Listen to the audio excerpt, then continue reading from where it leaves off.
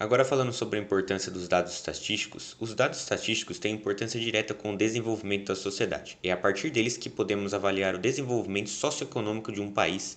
Podemos ainda avaliar características de cada região, em busca de políticas públicas para a resolução dos mais variados problemas. Agora, falando sobre o PIB do Brasil, a composição do PIB brasileiro leva em conta os três grandes setores da economia: o setor primário, secundário e terciário. Desses três, no cenário mundial, o Brasil é líder na produção agrícola de alguns gêneros, como soja, cana-de-açúcar, café, carne bovina para abate e laranja. Contudo, mesmo com essa liderança no setor primário, é o setor terciário, comércio e serviços, que mais contribui para as riquezas internas. Cerca de 70% do PIB nacional corresponde ao setor terciário, sendo ele o que mais emprega no país. Nos últimos 20 anos, o Brasil venceu períodos de bons e ótimos desempenhos econômicos, exceto em 2009, 2015, 2016 e 2020, anos em que o crescimento econômico foi negativo. Dados divulgados em 2020 pela agência econômica Austin Rate mostraram o Brasil entre os 10 maiores PIBs do mundo. As sucessivas quedas do PIB brasileiro desde 2015 e 2017, associadas ao baixo crescimento nos últimos 3 anos, fizeram com que nossa economia encolhesse, saindo do seleto grupo dos maiores PIBs mundiais. Atualmente, o Brasil ocupa o 12º lugar no ranking dos maiores PIBs do mundo, com uma produção aproximada de 1,4 trilhões de dólares. Os três maiores países com os maiores PIBs, em primeiro lugar, os Estados Unidos, com 20,8 trilhões de dólares, China, com 14,8 trilhões de dólares, e em terceiro, o Japão, com 4,9 trilhões de dólares. Falando um pouco mais sobre a pandemia, no quarto trimestre de 2021, o Brasil encerrou com um crescimento de 4,6% no PIB, totalizando 8,7 trilhões de dólares, o que já deu para recuperar grande parte das perdas ocasionadas pela Covid-19. O Índice de Desenvolvimento Humano, conhecido como IDH, ele mede a saúde, educação e renda. O IDH do Brasil cresceu de 0,762 para 0,765 em 2019. No entanto, ele caiu 5 posições no ranking em relação ao ano anterior, ficando em 84º lugar entre 189 países. O gráfico da direita mostra o IDH do Brasil de 1990 até 2019, onde em 2017 ele subiu de 0,761 para 0,765 em 2019. No da esquerda, ele mostra o IDH dos países sul-americanos, onde o Chile ocupa o primeiro lugar com 0,851 entre os países, já o Brasil ocupa a sexta colocação e a Guiana a última com 0,682. E na posição global, o Chile fica em 43º, o Brasil 84º e a Guiana em 122º. Agora eu vou falar da renda média do brasileiro e sua oscilação durante a pandemia. Segundo o IBGE, com dados de 2019, 90% dos brasileiros têm renda inferior a R$ 3.500 por mês e 70% ganham até 2 salários mínimos, R$ 1.871 para um salário mínimo de R$ 998 em 2019 isso. E o rendimento médio habitual dos trabalhadores, que ele pega a soma de todos os trabalhos do brasileiro, foi de R$ 2.587 em 2021, que teve a queda de 7% referente ao valor de 2020, que é R$ 2.782. E segundo uma pesquisa de amostra de domicílios da PNAD contínua, divulgada hoje pelo Instituto Brasileiro de Geografia e Estatística, o IBGE, no quarto trimestre de 2021, a renda permaneceu em R$ 2.447, 3,6% abaixo do terceiro trimestre e 10,7% abaixo do período de 2020. E é o menor valor de rendimento da série histórica da pesquisa, que foi iniciada em 2012. A gente pode perceber que a pandemia abaixou em muito o rendimento médio do brasileiro, e um problema que a gente pode perceber é que ela continua caindo e batendo recordes negativos. Agora a gente tem um gráfico do rendimento médio por categoria de ocupação. O gráfico está em reais e a gente pode ver aqui que pessoas com carteira, fazendo uma comparação de um ano, diminuiu, não muito, mas diminuiu o valor, e que esse valor só diminuiu para todas as categorias. Isso mostra que a pandemia já no início já estava afetado e continua afetando. Nenhuma melhora em nenhum setor. Segundo a Unicef, mais de 635 milhões de estudantes continuaram afetados pelo fechamento das escolas.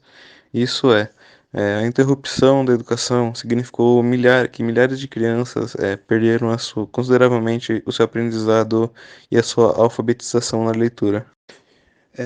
Agora falando um pouco sobre os danos da pandemia à escolaridade mundial, em países de baixa e média renda, as perdas de aprendizado devido ao fechamento das escolas deixaram até 70% das crianças de até 10 anos incapazes de ler ou entender um texto simples, em comparação com o começo da pandemia, que era de 53%. Na Etiópia, estima-se que as crianças da escola primária tenham aprendido de 30 a 40% da matemática que teriam aprendido se fosse em um ano normal letivo. No Texas, por exemplo, 2/3 das crianças do terceiro ano tiveram testes de matemática abaixo do nível de série em 2021, em comparação com a metade das crianças em 2019. Na África do Sul, as crianças em idade escolar estão entre 75% e 100% de um ano letivo atrás do que deveriam, cerca de 400 a 500 mil estudantes. Sobre os danos da pandemia à escolaridade brasileira, em vários estados brasileiros, cerca de 3 a cada 4 crianças do segundo ano estão fora dos padrões de leitura. O número de crianças de 6 a 7 anos no Brasil que não sabem ler e escrever cresceu 66,3% em 2019 para 2021. Ao todo, 2,4 milhões de crianças brasileiras não estão alfabetizadas nessa faixa etária, isto quase metade, 40,8% do grupo inteiro. Um crescente grupo de evidências mostra que a Covid-19 causou altas taxas de ansiedade e depressão entre crianças e jovens, com alguns estudos descobrindo que meninas, adolescentes e pessoas que vivem em áreas rurais são mais propensas a experimentar esses problemas. E realmente é um problema decorrente. Os danos são evidentes ainda hoje, como por exemplo a última prova de Química e Biologia aplicada na Escola SESI 61 na última sexta-feira, dia 8/4, onde muitos alunos choraram e tiveram crises de ansiedade. Bom, eu vou falar um pouco sobre o preconceito e a desigualdade social que temos hoje no Brasil, né? E ao todo, 47,4% das crianças negras não estão completamente alfabetizadas. Entre as pardas, o índice é um pouco menor, que é 44,5%. E entre as crianças brancas, o número que temos hoje, né, no Brasil é de 35,1% que não são alfabetizadas. E quando avaliamos os domicílios ricos do país, o índice ele é de 16,6%, e já o índice de pessoas que têm uma classe mais baixa, uma classe um pouco mais pobre, o número ele aumenta, ele parte para 51%.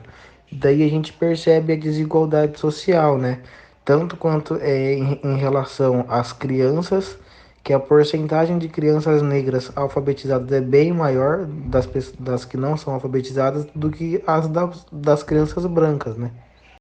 E agora eu vou falar sobre o aprofundamento da análise com a comparação da notícia que foi dada anteriormente. Bom, pegamos uma notícia do caso das escolas de rede estadual do ensino que promovem ações e nivelamento para a aprendizagem dos alunos. O que isso significa? A gente pegou uma notícia de 11 de abril, bem recente, sobre uma escola em Minas Gerais que fez o que aqui a gente chama de São Paulo de Provão. Eles fizeram, em vez desse nome, colocaram Intensivão, que seria 2 semanas exclusivamente de língua portuguesa e matemática. E eles fizeram isso porque, com a pandemia do Covid-19, os níveis de aprendizagem caíram drasticamente. E como em Minas Gerais, essa escola, como o SESI também tem um ranking, eles viram que depois que refizeram o ranking não deu muito certo e as notas estavam, em comparação com os anos anteriores, extremamente baixas. Então eles fizeram um intensivão de 2 semanas e com isso visando recuperar toda a pandemia que teve para assim poder continuar com os estudos normais.